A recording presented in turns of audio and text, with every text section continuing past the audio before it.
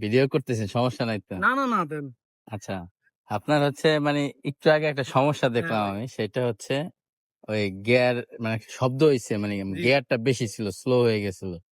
যখন স্লো হয়ে যাবে তখন ধরেন আপনি যদি বেশি গিয়ারে থাকেন, গাড়িটা যদি বেশি গিয়ারে থাকে তখন হচ্ছে আপনি জাস্ট ক্লাচটা ধরে গিয়ার কমায় নিবেন। দেখবেন কি ইঞ্জিনে একটা শব্দ হয়। মানে স্বাভাবিকভাবে চলার থেকে অন্যরকম একটা, মানে মনে হয় ইঞ্জিন ভেঙে যাচ্ছে বা হ্যাঁ, হ্যাঁ। ভিতরে কোনো একটা সমস্যা হচ্ছে, এরকম হয় না? জি, জি। এই যে একটু আগে এখানে হইলো হ্যাঁ, এখানে যেটা। হইছে। হ্যাঁ। হ্যাঁ, তো এটার জন্য আপনি সাথে, সাথে তখন ক্লাচটা ধরে ফেলবেন। ধরে আপনি গিয়ার কমায় আবার ওই যে পিকআপটা হালকা বাড়ায় রেখে আস্তে, আস্তে ক্লাচ ছাড়বেন। তাহলেই দেখবেন স্মুথলি গাড়ি চলবে। ঠিক আছে। আদারওয়াইজ যে সমস্যাটা হবে, আপনার গাড়ি বারবার বন্ধ হয়ে যাবে। তাই বন্ধ হয়ে যায় না? হ্যাঁ, বন্ধ হয়ে যাওয়া এরকম একটা ইয়া ছিল। হ্যাঁ, বন্ধ হয়ে যায়। মানে এটা হলো এরকম আমার স্পিডের তুলনায় গিয়ার ফালানো বেশি ছিল। আচ্ছা, ওরকম বন্ধ, বন্ধ হওয়ার ভাব দেখলেই আপনি হচ্ছে কি করবেন?